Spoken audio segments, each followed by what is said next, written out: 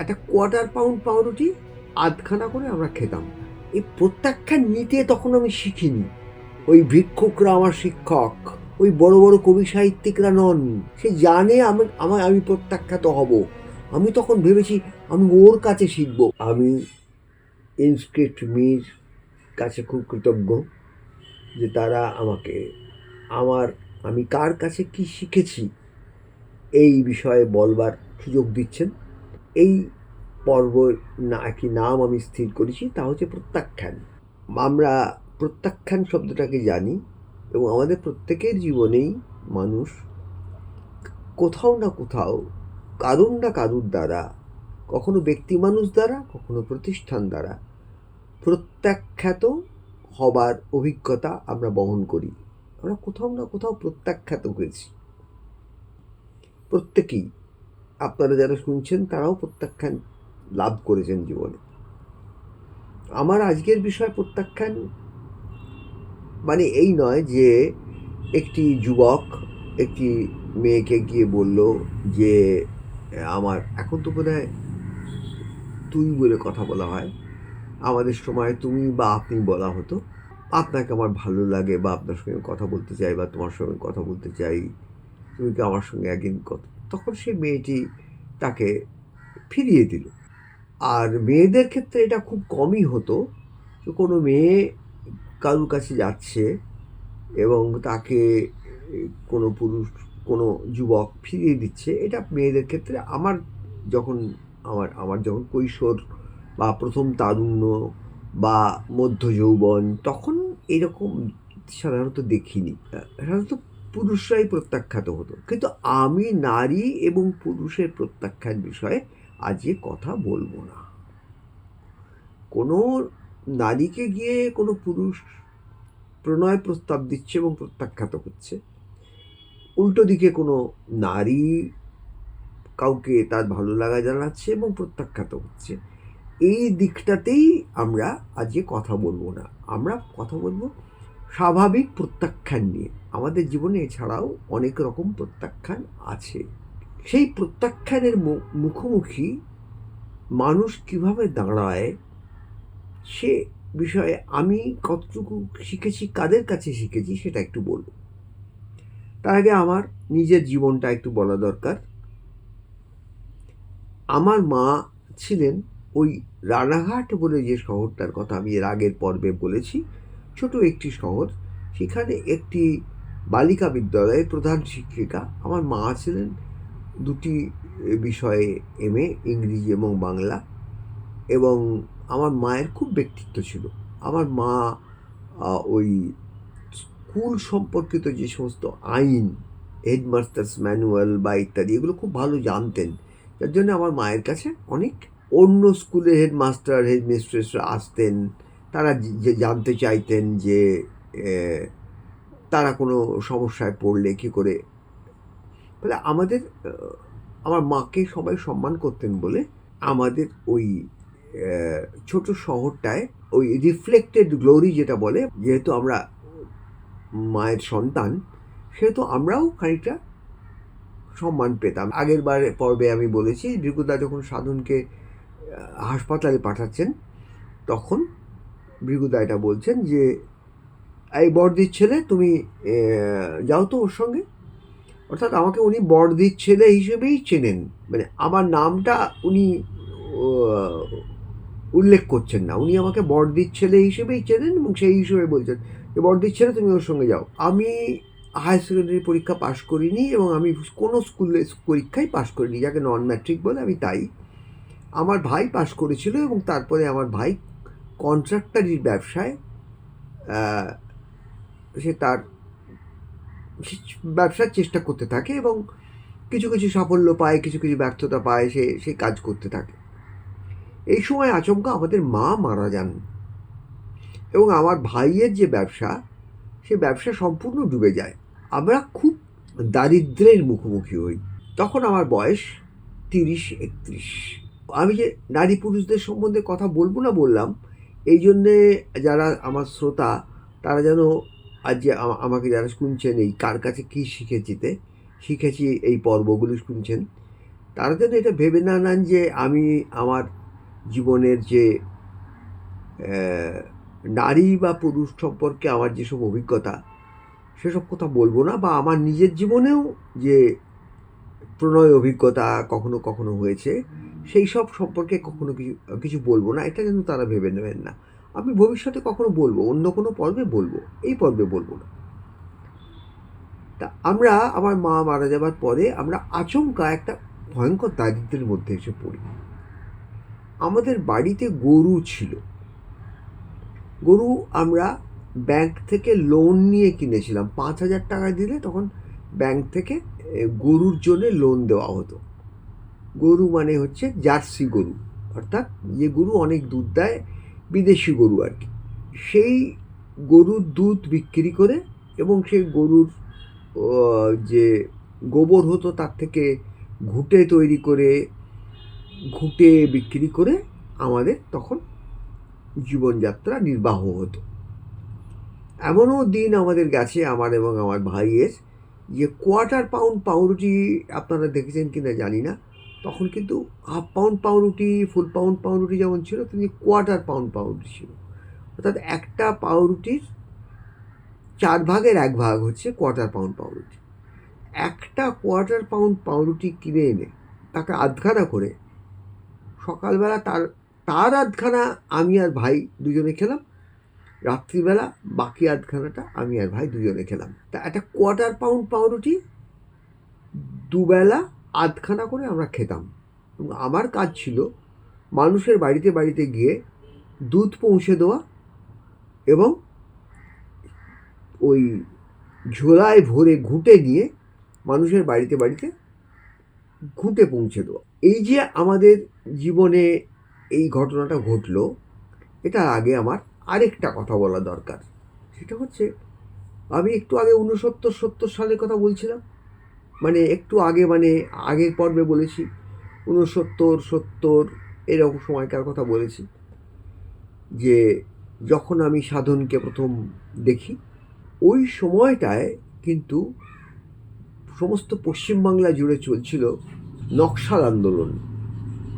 এবং নকশাল আন্দোলনে 71 নকশাল আন্দোলন, তখন আমি কিন্তু কবিতা লিখে চলেছি, কিন্তু আমার কোনো কবিতা আমি প্রকাশ করতে দিতে সাহস পাইনি। নকশাল আন্দোলন চলছে এবং সেটাকে তাদের ভয়ঙ্করভাবে ধ্বংস করা হচ্ছে সেসব যুবক ছেলেদের। সবই খবর আমরা পাচ্ছি। এই বরানগর গণহত্যার খবর 71 সালে এসে আমাদের কাছে পৌঁছেছে। ওদিকে দলে দলে উদ্বাস্তু এসে পৌঁছচ্ছে মুক্তিযুদ্ধের ফলে রানাঘাটে। এই সবই আমি কিন্তু চোখের সামনে দেখছি। আবার মনে হলো যে এই যে ছেলে মেয়েগুলো, তখন আমার মা বেঁচে আছেন, সে সময়কার কথা বলছি। আমার মনে হলো এই যে ছেলে মেয়েগুলো, এই যে ছেলেগুলো ঝাঁপিয়ে পড়ছে, অনেক মেয়েরাও ছিল, তরুণীরাও ছিলেন, যে ঝাঁপিয়ে পড়ছেন এবং তারা মারা যাচ্ছেন, অত্যাচারিত হচ্ছেন পুলিশের দ্বারা। তা আমাকে কার্ল মার্কসের যে তত্ত্ব সেইটা জানতে হবে। তা আমাদের ওখানে প্রফেসর সেনগুপ্ত বলে একজন ভদ্রলোক ছিলেন, তিনি আমার মাকে খুব সম্মান করতেন, আমার মাকে সবাই সম্মান করতেন। আমি সেই প্রফেসর সেনগুপ্তর বাড়িতে যাওয়া শুরু করলাম। প্রফেসর সেনগুপ্তর বাড়িতে একটি মেয়ে ছিল, সেই মেয়েটির নাম আমি ভুলে গেছি, প্রফেসর সেনগুপ্তর মেয়ে। সেই মেয়েটির জন্য পাড়ার অনেকেই বা অন্য জায়গার অনেকেই খুবই উৎসাহিত ছিল। তা সকলেই ভাবতো যে আমি ওই মেয়েটির জন্যই প্রফেসর সেনগুপ্তর বাড়িতে যাই। কিন্তু আমাকে দেখে ঠিক বিশ্বাস হতো না যে আমার সেই সাহস আছে, কারণ সত্যিই আমার সেই সাহস ছিল না। আমি স্কুলে 2বার ফেল করেছি, মানে তারপরে আমি ম্যাট্রিকুলেশন পাস করিনি। আমার কী করে সাহস হবে যে আমি একটি মেয়েকে গিয়ে মেয়ের সঙ্গে কথা বলবো? কথাই বলতে পারতাম না আমি। আমি ওই প্রফেসর সেনগুপ্তর কাছে যেতাম, আমার মা বলে দিয়েছিলেন যে আমার ছেলে একটু যাবে। গিয়ে আমি জানতে চাইতাম মার্ক্সবাদ বিষয়ে। ওর কাছে ডাস ক্যাপিটাল ছিল, ওর কাছে এঙ্গেলসের বই ছিল, ওর কাছে ওই লেবারের ওয়েজেস অ্যান্ড লেবার্স বই ছিল, এইসব ছিল। উনি আমাকে বোঝাতেন যে মার্ক্সবাদটা কী, এবং বোঝাতে বোঝাতে এটা বলতেন যে শ্রেণী চেতনা কী, শ্রেণী কাকে বলে, যে কী করে শ্রমের মূল্য নির্ধারণ করা হয় এবং শ্রমের মূল্য কম দেওয়া হয়, আর একটা শ্রেণী উচ্চ শ্রেণী থাকে, একটা শ্রেণী মধ্যবিত্ত শ্রেণী থাকে, একটা শ্রেণী নিম্নবিত্ত শ্রেণী থাকে। এইভাবে শ্রেণী বোঝাতেন তিনি আমাকে। অর্থনীতি, পলিটিক্যাল সায়েন্সের লোক ছিলেন, আমাকে বোঝাতেন। আমি তার মতো, আমার মতো করে একরকমভাবে বুঝতাম তখন। এইটাকে বাস্তবভাবে আমি কী করে বুঝলাম, যখন আমার মা মারা গেলেন, তখন আমরা যখন বাড়িতে বাড়িতে গিয়ে দুধ বিক্রি করি, ঘুঁটে বিক্রি করি, সেটা প্রথমত আমিই করতাম। আমার ভাই ওই কন্ট্রাক্টারে কিছু কাজ টাজ পাওয়া যায় কিনা সেই জন্য সে অন্য জায়গায় যেত। তারপর বিচালি নিয়ে আসতাম ভ্যান রিক্সায় করে, ভ্যান রিক্সার পেছনে বসে বিচালি নিয়ে আসতাম গরুর খাবার। এই যে আমাদের একটা বদল হয়ে গেল জীবনের, এইটাতে আমি স্পষ্ট বুঝতে পারলাম অন্য মানুষদের আমাদের সঙ্গে ব্যবহার, আমাদের সঙ্গে কথা বলা, আমাদের সঙ্গে আচরণ সবটাই পাল্টে গেল। এইখানে আমি বুঝলাম যে আমার শ্রেণীর অবনমন ঘটেছে। অর্থাৎ আমি যে শ্রেণীতে ছিলাম আমার মা যখন বেঁচে ছিলেন, সেইখান থেকে আমি যে এই গরুর দুধ বিক্রি করি, ঘুঁটে বিক্রি করি, বিচালি নিয়ে আসি, এই যে কাজটা করি, এর ফলে শ্রেণীর দিক দিয়ে আমি অনেকটা নিচের দিকে চলে গেলাম। আমি ঘুঁটে নিয়ে একটা বাড়িতে যাচ্ছি, ঘুঁটের দু হাতে দুটো ঘুঁটের ঝোলা নিয়ে যাচ্ছি। তা একটা বাড়ি থেকে একজন বাড়ির গৃহবধূ বললেন, কাকিমা, তিনি বললেন যে আমাদের আর এটা লাগবে না। তখন সব শহরে গ্যাস আসতে শুরু করেছে, গ্যাস ওভেন আসতে শুরু করেছে। আমরা গ্যাস ওভেন নিয়েছি, আমাদের ঘুঁটে লাগবে না। ফিরে এলাম।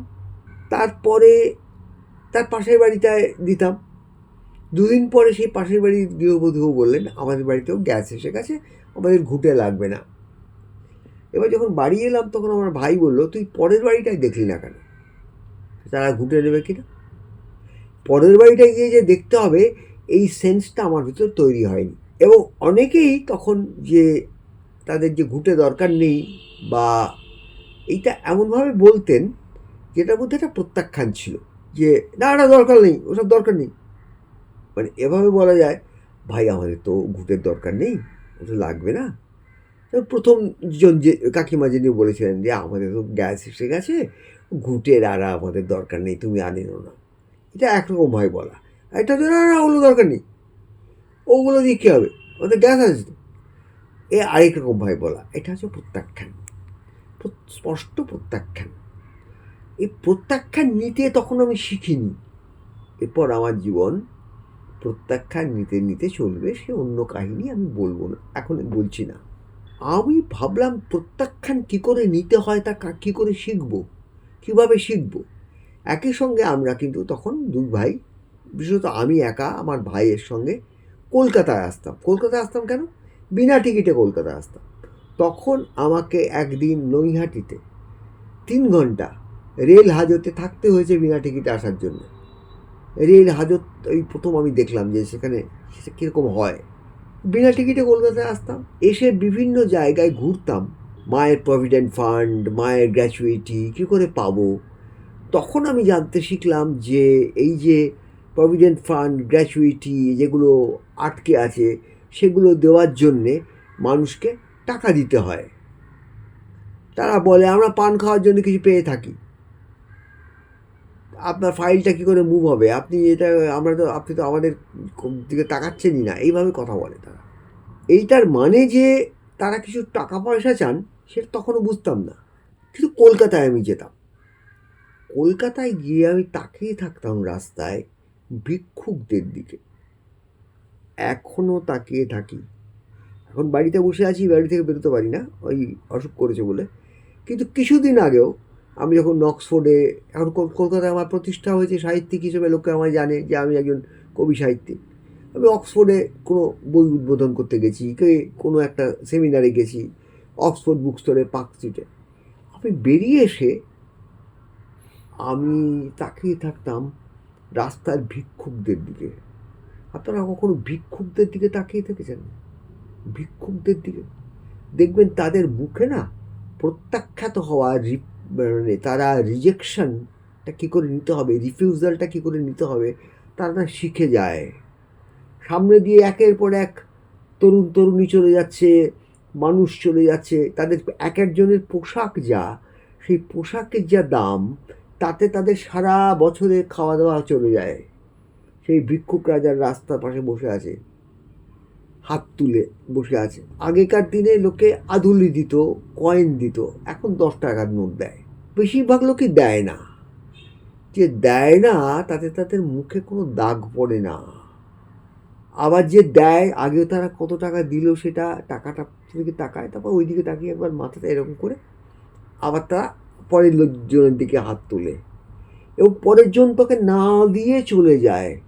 এবং দিন একের পর এক লোকে যে 10 জন লোক চলে গেল, একাদশ ব্যক্তি হয়তো তার হাতে একটু টাকা দিল, ওই যে 10 জন লোক চলে গেল তার মুখের কিন্তু কোনো মুখে কোনো ভাবান্তর হলো না। আরেকটা জিনিস আপনারা দেখবেন, 7 পয়েন্ট আছে পার্ক সার্কাসে, যেখানে সিগন্যালগুলো থাকে, সিগন্যালগুলো ক্রস করে ভিক্ষুকরা যান, ভিক্ষুকরা সিগন্যালগুলো ক্রস করে যান, তারা এসে গাড়ির দরজায় হাত পাতেন। আমি 2-3 জন বৃদ্ধাকে দেখেছি, তাদের অনেক বয়স হয়ে গেছে, তারা লাঠি নিয়ে কুড়িয়ে চলছেন, শরীর খারাপ, তারা হয়তো 2-3টে জায়গায় তো রিফিউজড হয়েছেন, প্রত্যাখ্যাত হয়েছেন, তারপর তারা একটা অভিশাপ উচ্চারণ করেছেন, তোদের ভালো হবে না, ঠাকুর সব দেখবে, এরকম বলে উঠেছেন তারা। কিন্তু সেটা তারা বলেছেন তখন তাদের বয়স অনেক বেশি, তাদের স্বাস্থ্য অত্যন্ত খারাপ, তারা লাঠি হাতে চলছেন, হয়তো খেতে পাননি সারাদিন, তখন সেই ক্ষোভ থেকে বলেছেন। তো বেশিরভাগ ভিক্ষুককে আপনি দেখবেন তাদের দিকে তাকিয়ে তাদের মুখের মধ্যে কোনো তারা রিফিউজাল নিতে প্রস্তুত, তারা প্রত্যাখ্যান নিতে প্রস্তুত। ওই ভিক্ষুকরা আমার শিক্ষক, তারা আমায় বুঝিয়েছে। আর আমার যখন প্রথম কবিতা বেরোতে শুরু করলো, আমার সঙ্গে কবিদের আলাপ হতে শুরু করলো, নবীন নবীন কবিদের আলাপ হতে শুরু করলো, পরে তো বড় কবিদের সঙ্গেও আলাপ হলো। তা নবীন কবিদের মধ্যেও আমি এটা দেখতাম, তখন তারা আমারই মতন নবীন, তারপর আস্তে আস্তে তারাও প্রতিষ্ঠিত হলো। সেটা হচ্ছে কেউ যদি তাদের লেখা না নেয় বা তাদের সম্পর্কে ভালো কথা না বলে, তাদের সম্বন্ধে ভালো কথা না লেখে, তাহলে তারা অত্যন্ত ক্রুদ্ধ হয়। তারা মনে করে ওই লোকটি খারাপ, তাদের লেখার মধ্যে কোনো ভালো জিনিস আছে। ওই সাধনের মতন, স্যার কোনখানে ভুল খেলছি স্যার, এইটা তাদের মনে একবারও আসে না। সবাই সাধনের মতন, মানে সাধন সাধন একটাই হয়, ওই জন্যে সাধনের কাছ থেকে শিখে রেখেছি আমার সঙ্গে। এবং তারা কিন্তু সত্যত শিক্ষিত কবি, মানে তারা জীবনে কিন্তু প্রচণ্ড বড় প্রতিষ্ঠা পেয়েছেন। কেউ কলেজে পড়ান, কোনো বড় চাকরি করেন, ইনকাম ট্যাক্সে চাকরি করেন, কি কোনো অফিসার, এই ধরনের মানুষ তারা। কেউ এসডিও, কেউ ইয়ের সেক্রেটারি, ওই আপনার রাইটার্স বিল্ডিংয়ের সেক্রেটারি। তাদের রচনার সম্পর্কে কোনো নঙর্থক কথা, কোনো বিরুদ্ধ কথা তারা সহ্যই করতে পারেন না। মানুষ তো দোষে গুণে মানুষ, একমাত্র ঈশ্বর যাকে আমরা দেখিনি, সেই ঈশ্বরের কোনো দোষ আছে কিনা আমরা জানি না, তাই তাকে আমরা ভাবি তার হয়তো কোনো দোষ নেই। তো যে মানুষ, তার ত্রুটি থাকবেই। আর যে মানুষের দ্বারা তৈরি করা শিল্প, সেই শিল্পের মধ্যেও ত্রুটি থাকবে। যে শিল্প সম্পূর্ণ ত্রুটিহীন তা একই সঙ্গে অমানবিক, কারণ মানব মাত্রেই ত্রুটিযুক্ত। মানব যদি ত্রুটিযুক্ত হয় তাহলে তার তৈরি নির্মিত শিল্পও ত্রুটিযুক্ত হবে, কিছু ত্রুটি তার মধ্যে থাকবে, কিছু ভালো জিনিস থাকবে।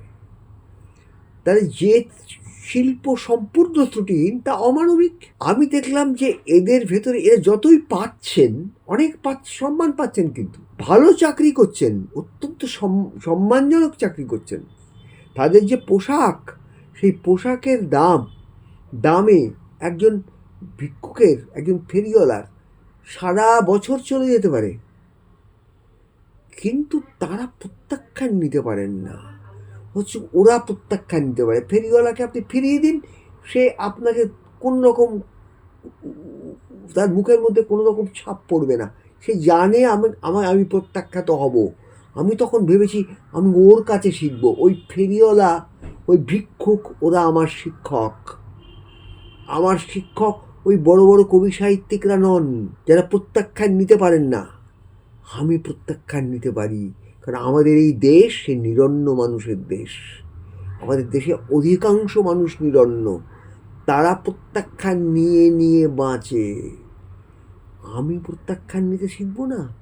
আমি প্রত্যাখ্যান নিতে শিখেছি ভিক্ষুকদের কাছে, ফেরিওয়ালাদের কাছে। একজন ওই পিজির কাছে একজন বয়স্ক লোককে দেখবেন, মানুষকে দেখবেন, তিনি হাতে কতগুলো সাদা খরগোশ, তুলোর খরগোশ নিয়ে ফেরি করে বেড়ান। তার কাছ থেকে কেউ কোনোদিন খরগোশ কিনেছে আজ পর্যন্ত আমি দেখিনি, কিন্তু তিনি একই রকম মুখ করে প্রত্যেকটা দোকান, গাড়ির কাছে গিয়ে অনুরোধ করেন। একমাত্র বাচ্চারা এটা বোঝে না। বাচ্চারা বেলুন বিক্রি করে, বাচ্চারা হাসি খুশিতে থাকে যে আমাকে নিল কি নিল না। আস্তে আস্তে তারা বড় হয়, তখন তাদের মুখের, বাচ্চাদের মুখের ভাবটা পাল্টে যায়। তারা জানে এরা নেবে না, এরা আমার শ্রেণী নয়, ওটা ওরা জানে। আমি ভাবি ওদের শ্রেণীকে আমি বুঝবো কী করে?